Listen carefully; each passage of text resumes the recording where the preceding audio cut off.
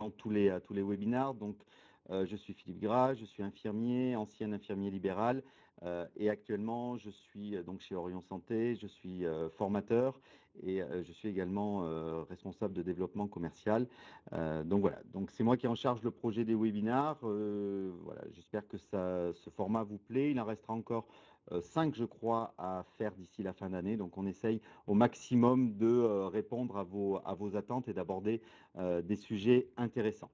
En face de moi, j'ai Cathy, qui est notre ingénieure pédagogique, qui est en backstage pour gérer un petit peu vos questions. Bon, ne vous inquiétez pas, quand elle écrit, ça écrit Sabine, parce qu'elle a pris l'ordinateur d'une collègue, donc ne vous inquiétez pas, mais c'est bien Cathy qui est là, et elle est également spécialiste en diabète, donc n'hésitez pas. Si vous avez des questions. Par rapport aux questions, donc vous pouvez bien entendu les poser au fur et à mesure. Comme d'habitude, on a pris le parti de ne pas répondre au fur et à mesure parce que voilà, ça coupe un peu le déroulé du webinar, mais Cathy est donc là pour les compulser, elle me les fera passer à la fin. On se gardera une dizaine de minutes pour les questions éventuelles, donc n'hésitez pas à poser toutes vos questions. Donc on va commencer ce webinar. Comme d'habitude, d'abord par vous souhaiter la bienvenue. Vite fait un petit mot sur Orion Santé. Donc nous sommes un organisme de formation qui existe depuis plus de 14 ans, qui est spécialisé pour les infirmières libérales, puisqu'en 2017, on a formé plus de 12 000 infirmières. Donc voilà, on a une bonne expertise dans ce domaine-là. On essaye de se différencier un petit peu également, de se développer dans d'autres domaines, notamment le pluripro avec les médecins, les pharmaciens, les kinés, ainsi de suite. Et je vous invite également à aller sur notre site pour voir un petit peu les nouveautés, parce qu'on a lancé des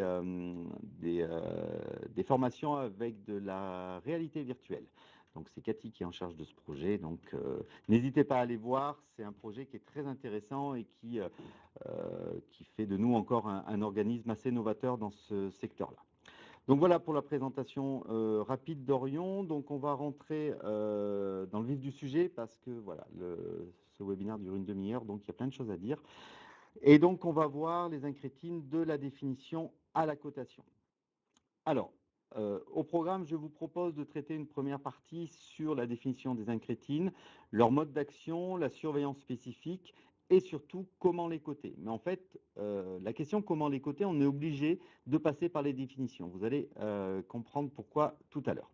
Alors, qu'est-ce que c'est qu'une incrétine? En fait, on peut parler également des GLP-1 et des GIP. Donc, GLP-1, c'est des glucose-like peptide 1 et GIP pour glucose dépendante insulinotropique polypeptide. En fait, ce sont des hormones intestinales qui agissent sur l'homéostasie glucidique. Donc, ce sont des hormones qui existent et qui vont permettre de gérer l'équilibre glycémique dans un cas normal. Donc ça, c'est la définition. Au niveau pharmacologique, on a deux approches. Ce sont des molécules qui, si elles sont connues depuis quelque temps, ont été commercialisées assez récemment. Hein. Ce sont des avancées relativement récentes. Hein. C'est pour ça qu'il nous a semblé intéressant d'en parler. Donc en fait, au niveau pharmacologique, vous, ce que vous allez pouvoir retrouver chez vos patients, vous allez retrouver deux formes différentes. Vous allez pouvoir retrouver les agonistes du récepteur au GLP-1, pardon, ou analogues au GLP-1, et c'est celle que vous rencontrez le plus souvent puisque celle-ci ne s'administre que par voie sous-cutanée. Il y a une deuxième forme qui sont les inhibiteurs de dipeptidylpeptidase 4, excusez-moi, mais c'est un petit peu dur à dire, également appelés les gliptines, et ça, ce sont des formes PEROS. Donc, vous avez peut-être moins à gérer ces choses-là, mais j'ai envie de dire qu'aujourd'hui, les stratégies de prise en charge du diabète reposent souvent sur des multiples prises en charge et sur des médicaments différents. Donc, ce n'est pas parce que vous allez chez un patient pour lui faire de l'insuline qu'il n'a que de l'insuline.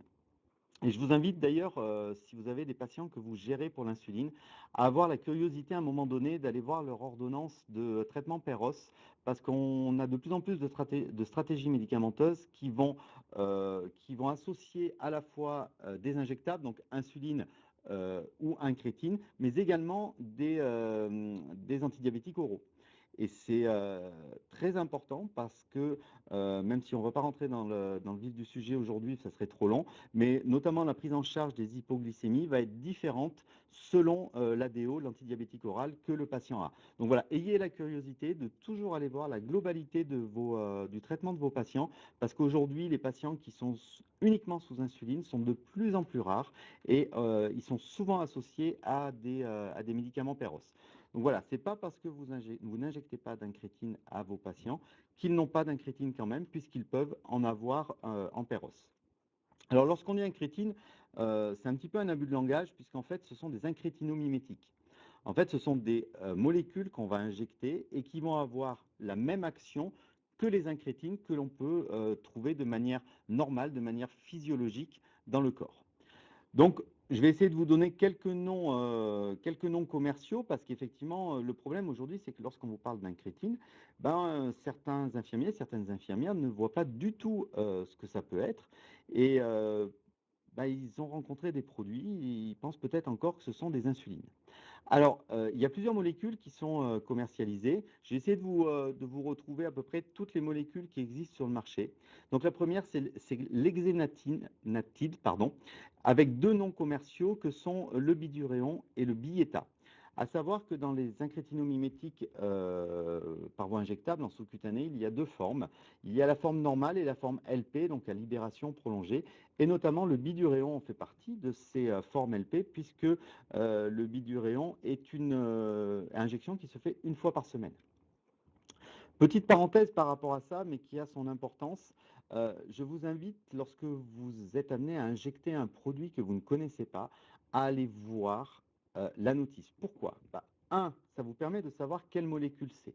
Vous savez déjà que ce n'est pas une insuline, que c'est une incrétine. Vous verrez toute l'importance que ça a derrière. Et pour ceux qui ont déjà injecté du biduréon, c'est important d'aller voir les conditions de préparation.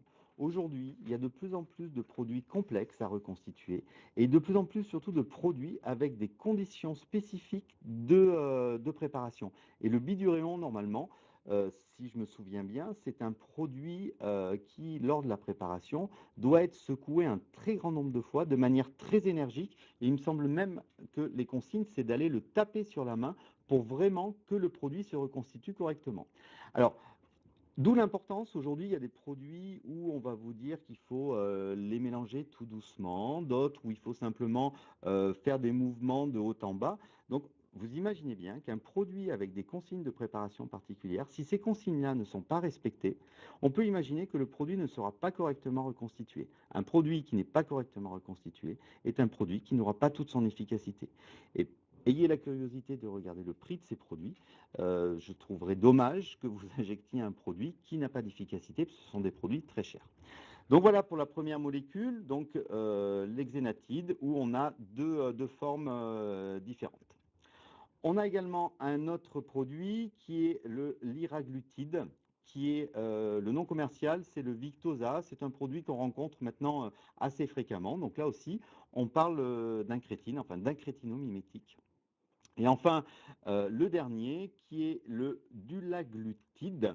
Et le nom commercial, c'est le Trulicity. Donc, ça doit être un des derniers produits qui a été mis sur le marché. Et donc, voilà, c'est des noms commerciaux qu'il faut connaître. Donc là, vous voyez, c'est une forme un petit peu particulière d'injection qui a été ni plus ni moins fabriquée pour que les patients soient autonomes et puissent gérer leur injection eux-mêmes. Donc voilà pour ce qui est des formes qui existent aujourd'hui sur le marché.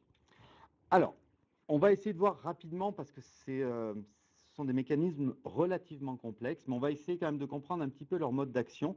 Et c'est quelque chose qui est assez physiologique, hein, puisque le gros avantage des incrétines par rapport aux insulines, l'insuline, j'ai envie de dire qu'on est dans le palliatif, c'est-à-dire que dans le palliatif, parce qu'on va simplement suppléer à un manque.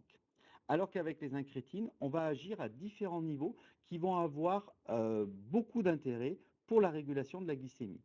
Alors, le premier intérêt de ces incrétinomimétiques, ils vont avoir une action au niveau du cerveau, et ils vont stimuler la satiété et réduire la prise alimentaire. j'ai envie de dire, bah déjà, c'est pas mal hein, pour un patient diabétique de diminuer les rations alimentaires sans créer de manque, hein, puisque c'est réellement la satiété qui va être diminuée. Donc déjà, c'est quelque chose de bien.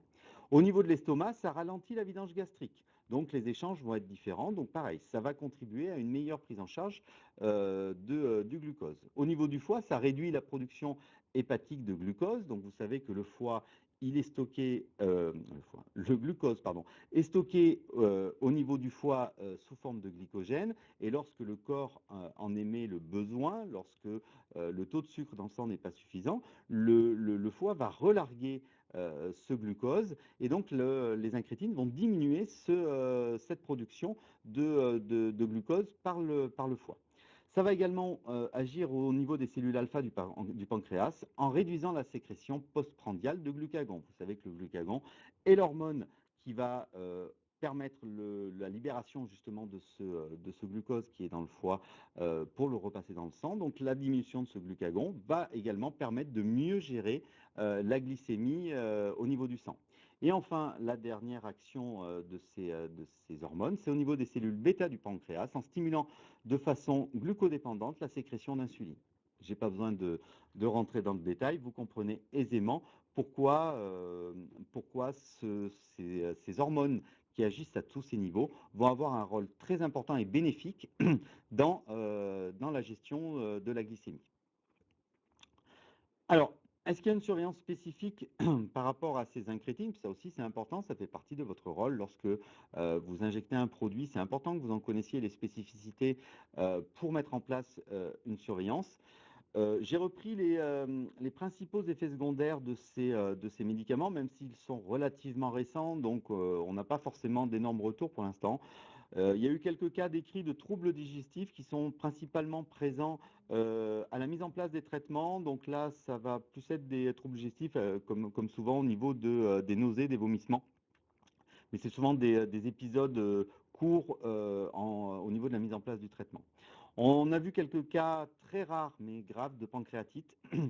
Et enfin, des réactions d'hypersensibilité et de majoration du risque d'hypoglycémie en cas d'association à d'autres antidiabétiques oraux insulinosécréteurs, notamment les sulfamides et les glinides. Donc vous voyez, je vous parlais tout à l'heure de l'importance de connaître la globalité du traitement, de la prise en charge de vos patients, parce que le fait d'associer plusieurs antidiabétiques va potentialiser certains effets secondaires. Après, il a été décrit, je ne vous les ai même pas notés, mais quelques réactions au niveau local, au point d'injection. J'ai envie de dire, voilà, rien de plus que pour n'importe quelle injection en sous-cutanée. Pour cette surveillance, eh bien, rien de particulier au niveau de la surveillance, si ce n'est les effets secondaires que je viens de vous citer, donc rien de très particulier. Et bien entendu, lorsqu'on parle de surveiller un produit, on ne surveille pas que les effets secondaires, on surveille également les effets bénéfiques. Et donc le test de base pour vérifier l'efficacité, ça va être l'hémoglobine glyquée, comme pour tout traitement. Donc les études montrent hein, que la mise sous incrétine permet de diminuer de manière significative le chiffre d'hémoglobine glyquée. Donc voilà, tout est relativement classique, pas de surveillance hyper particulière par rapport à un autre traitement. Comment les coter? Voilà, on arrive enfin dans le sujet. Alors pourquoi je fais tout un buzz par rapport à ça? Simplement parce que lorsque vous avez un patient diabétique, vous utilisez un article particulier de la nomenclature qui se trouve dans le chapitre 2, donc sur les soins spécialisés, et qui s'appelle l'article 5 bis, et qui s'appelle Soins aux patients diabétiques insulinotraités. Donc comme d'habitude dans la nomenclature, chaque mot est important. Donc pour utiliser cet article, il faut que ce patient soit diabétique, ok, insulinotraité. Les incrétines ne sont pas des insulines, donc vous n'avez pas le droit d'utiliser l'article 5 bis. Quelles conséquences? Eh bien, vous n'avez pas le droit de coter certains actes qui n'existent que dans l'article 5 bis. Le premier étant ce qu'on appelle vulgairement le dextro. mais en fait qui n'est pas le dextro. C'est la MI1 que vous rajoutez souvent à votre injection, mais qui en fait s'appelle surveillance d'un patient insulinotraité avec lecture du chiffre glycémique, adaptation des doses d'insuline selon protocole. Voilà, ça c'est ce que vulgairement on appelle le dextro. Donc vous n'avez pas le droit de l'utiliser dans le cas d'un patient sous incrétine. L'injection d'insuline à MI1, vous n'avez pas le droit non plus. Ça, c'est pas très grave, parce qu'on va trouver dans la nomenclature une cotation pour une sous-cute, donc ça, c'est pas très grave. Vous n'allez pas pouvoir utiliser la séance de surveillance du patient diabétique de plus de 75 ans en AMI4 une fois par semaine, puisqu'il est décrit dans l'article 5 bis. Il n'existe nulle part ailleurs. Et vous n'allez pas utiliser non plus le pansement lourd et complexe tel que décrit dans l'article 5 bis, mais là j'ai envie de dire de la même façon, on peut le retrouver dans les pansements lourds et complexes décrits au chapitre 1. Et enfin, dernière chose importante, vous n'avez pas le droit d'utiliser la spécificité de l'article 5 bis, à savoir la dérogation à l'article 11b des dispositions générales, c'est-à-dire que dans cet article 5 bis, vous avez le droit de cumuler les actes décrits en entier. Et bien là, pour un patient sous incrétine, vous n'avez pas le droit de déroger à l'article 11b, c'est-à-dire que si vous avez plusieurs actes, vous devez suivre les consignes, c'est-à-dire le plus important à taux plein, le deuxième à moitié et les autres gratuits. Donc voilà, toute cette spécificité-là fait que ça va changer énormément vos cotations. Alors, il nous a paru important aujourd'hui de faire ce webinaire, c'est que vous n'êtes pas sans savoir que les caisses organisent des contrôles. Et comme je dis souvent dans les formations, les contrôles, lorsque ça porte sur des soins que vous réalisez tous les jours, voire plusieurs fois par jour, les demandes d'indu peuvent atteindre des sommes importantes. Donc il me paraissait important de vous alerter sur ces erreurs potentielles, qui sont des erreurs, j'ai envie de dire, tout à fait honnêtes, simplement par méconnaissance, parce qu'on a lu vite fait le titre de l'article et qu'on a vu que c'était pour les patients diabétiques. Oui, ce sont des patients diabétiques, mais derrière, il y a insulinotraité, c'est ce qui fait toute la différence. Donc comment on va faire pour coter ces soins-là? Lorsque vous avez un patient chez qui vous avez une surveillance, chez qui vous avez une injection d'incrétine, vous allez devoir coter uniquement une injection. Vous pourrez simplement coter une séance de surveillance lors de la mise en place du traitement en utilisant l'article 10 du chapitre 1 de la nomenclature, qui est la séance de surveillance infirmière lors de la mise en place d'une thérapeutique, qui est en AMI 1 une fois par jour maximum, pendant 15 jours maximum. Et ça est bien entendu en demi, puisque vous n'êtes pas en dérogation à l'article 11b des dispositions générales. Alors attention, petite spécificité, lorsque vous avez un patient, et ça, ce sont des situations qu'on peut rencontrer, qui sont à la fois sous insuline, à la fois sous incrétine.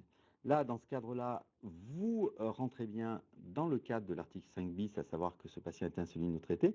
Donc, vous pouvez utiliser l'article 5 bis avec tous les actes qui sont décrits à l'intérieur, en les cumulant en entier. Seule l'injection d'incrétine sera sortie du paquet diabète, puisqu'elle ne peut pas rentrer dans cet article-là et sera comptée en demi. Donc voilà, j'espère que ces choses vous paraissent un petit peu plus évidentes. On va essayer de faire un petit exercice pour voir si pour vous c'est évident. Donc, je vous lis le cas et normalement, je vais essayer de vous lancer un questionnaire pour voir un petit peu comment vous réagissez. Je vais vous proposer plusieurs cotations et vous allez essayer de choisir la réponse qui vous paraît la bonne.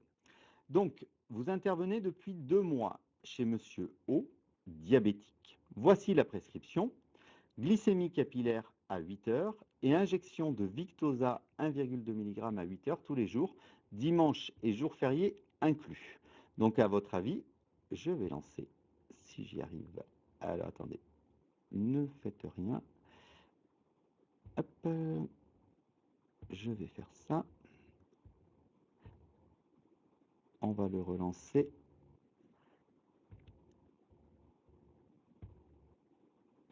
Hop, allez-y, vous devez pouvoir voter. Donc, essayez de voter. Je vous laisse quelques petites minutes pour essayer de donner la bonne réponse. Alors, on a déjà pas mal de monde qui a participé. En fait, on a deux réponses qui se talonnent. Alors, la première proposition, AMI1 plus AMI1 plus IFD, personne n'en veut. La deuxième solution, AMI1 plus AMI1 sur 2 plus IFD, on est à 48%, 49% maintenant. L'AMI1 plus IFD, deux personnes n'en veulent. Et l'AMI1 plus MAU, on est à 49%. Donc, on a quasiment deux solutions qui se talonnent. En fait, la bonne solution, c'est AMI1 plus MAU plus IFD. Pourquoi? Parce que vous ne pouvez pas coter la séance de surveillance, la glycémie capillaire, puisque vous êtes dans le cadre d'un traitement qui est déjà mis en place, puisque je vous ai bien mis dans le libellé que c'est depuis 2 mois que vous avez ce patient en charge. Donc on n'est pas dans le cadre d'une mise en place, donc vous ne pouvez pas vous coter le dextro qui est la séance de surveillance. Vous pouvez simplement vous compter une sous-cutanée pour le Victoza. Le cas suivant, donc le cas numéro 2, alors, je vais lancer ça. Vous prenez en charge Madame S, diabétique, pour la mise en place de son traitement à base d'incrétinomimétique. Voici la prescription. À faire pratiquer tous les jours, dimanche et jours fériés par idée à domicile, le matin. Une surveillance glycémique avec adaptation de la dose de Victoza selon le protocole joint et injection de Victoza 1,2 mg tous les jours, dimanche et jours fériés inclus, avec adaptation en fonction du protocole. Prescription valable pour 15 jours. Je vous laisse les différentes propositions, donc AMI1 plus AMI1, AMI1 plus AMI1 sur 2, AMI1 plus IFD ou AMI1 plus MAU. Je vous laisse une petite minute pour répondre. Oh, mais je suis content parce que là, il y a une réponse qui remporte un succès écrasant et qui me semble être la bonne réponse. Donc je vais clore les votes. Et effectivement, on arrive à 94% qui donne AMI1 plus AMI1 sur 2. C'est la bonne réponse puisque vous êtes dans le cadre de la mise en place d'un traitement. Donc vous vous comptez la sous-cutanée de Victoza en entier et vous vous comptez l'article 10 du chapitre 1 qui est la surveillance d'un patient lors de la mise en place d'un traitement. Donc, et ça, c'est pendant 15 jours. C'est pour ça, bon, j'avais mis quelques indices. Je vous avais mis dans le libellé que c'était bien pour la mise en place du traitement avec une prescription valable uniquement 15 jours. Donc voilà, c'était la bonne réponse. Vous avez trouvé la solution. Et enfin, le dernier cas. Alors, je lance la dernière proposition. Vous avez en charge Madame M, diabétique, insulino-traitée. Voici la prescription médicale. À faire pratiquer tous les jours, dimanche et jours fériés par idée à domicile le matin. Surveillance glycémique avec adaptation de la dose de Lantus selon le protocole joint.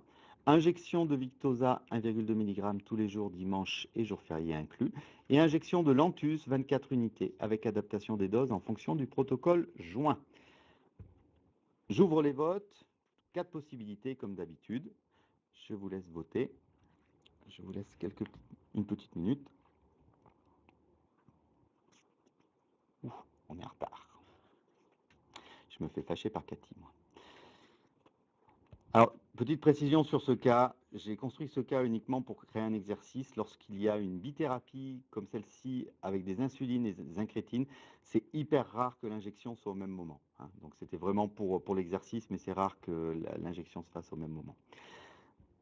Je clôt les votes. Donc, on est à 80% pour le AMI1 plus AMI1 plus AMI1 sur 2 plus IFD. C'est la bonne réponse. Donc là, notre patient, il est bien diabétique, insulino-traité. On peut utiliser l'article 5 bis pour la surveillance glycémique et pour l'injection de Lantus. Donc 1 plus 1 en entier.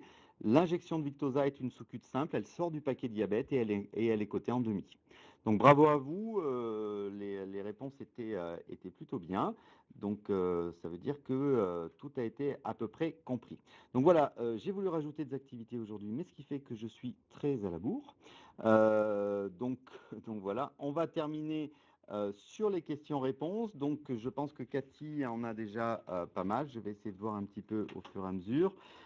Pour la surveillance, est-il recommandé de faire des glycémies quotidiennes? Après, ça dépend des protocoles. Si les recommandations, ça doit être un dextro par semaine. Ouais, c'est ça. C'est ça. c'est ce qui me semblait. Voilà, souvent pour ces traitements-là, c'est un dextro par semaine qui est suffisant. Pourquoi, si sous incrétine, pas de surveillance hebdomadaire? Il est diabétique. Oui, mais c'est ce que je vous ai dit. Malheureusement, l'article de surveillance du patient diabétique fait partie de l'article 5 bis pour le patient insulinotraité. Si c'est une incrétine, il n'est pas insulinotraité, donc on ne peut pas utiliser cet article. Après, non.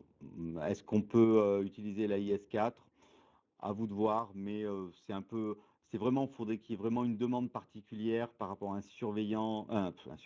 une surveillance d'un patient très complexe. Donc, enfin, on ne va pas rentrer là-dedans, mais de toute façon, la MI4, lorsque votre patient est sous incrétine, il n'est pas cotable.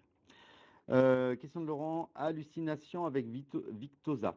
Oui, il y a quelques cas qui ont été référencés. Je ne vous l'avais pas mis parce que ça reste relativement anecdotique. Donc voilà, ça fait partie de tous les effets secondaires. Vous savez, lorsque des médicaments sont mis sur le marché, les AMM sont modifiés en fonction du taux de retour de chaque effet secondaire. Et celui-ci était relativement faible, mais effectivement, il y a eu quelques cas qui ont été relatés. Est-ce que vous avez d'autres questions? Alors, comment on cote lorsqu'on a... Un oursignon. Ah, Oui. je ne voyais pas, je voyais un mur, moi. Et avec un seménier. Donc, le seménier ne se compte pas, quelle que soit la situation, hein, que ce soit sous incrétine ou sous insuline, un seménier ne se compte pas. Comment? Eh bien, pas. J'ai envie de dire, vous savez qu'avec les AIS3, rien n'est cumulable hormis une perfusion ou un pansement lourd et complexe ou le nouvel article 5 ter concernant la surveillance du patient atteint de BPCO ou d'insuffisance cardiaque. Donc tous les actes du diabétique, qu'ils soient insulinotraités ou pas, passent à l'as lorsque vous avez des AIS3. Cotation avec une prise de sang dans le cadre du diabète. Encore une fois, là on revient plus sur le diabète. L'article 5 bis qui permet de déroger à l'article 11b ne concerne que les articles à l'intérieur de cet article, que les articles à l'intérieur de ce chapitre, à savoir la surveillance, ce qu'on appelle le dextro, l'injection ou les injections d'insuline, la séance de surveillance hebdomadaire du patient diabétique et le pansement lourd et complexe. Tout autre acte, même s'il a à voir avec le diabète, ne vient pas en dérogation à l'article 11b. Si vous avez une prise de sang, même si c'est une hémoglobine glyquée, je suis d'accord avec vous, ça a à voir avec le diabète, mais ce n'est pas dans l'article 5b, donc ce n'est pas dérogatoire à l'article 11b, ça sera coté en demi. Donc vous faites dextro et une insuline lente, une insuline rapide et une prise de sang, vous serez en AMI 1 plus 1 plus 1 pour les 3 actes de diabète, plus 1,5 sur 2 pour la prise de sang qui sera en demi. Voilà, j'ai dû répondre à la dernière question. Donc, écoutez, merci pour votre attention. J'espère que j'ai répondu à vos questions, même si ce n'était pas forcément une bonne nouvelle que je vous ai annoncée.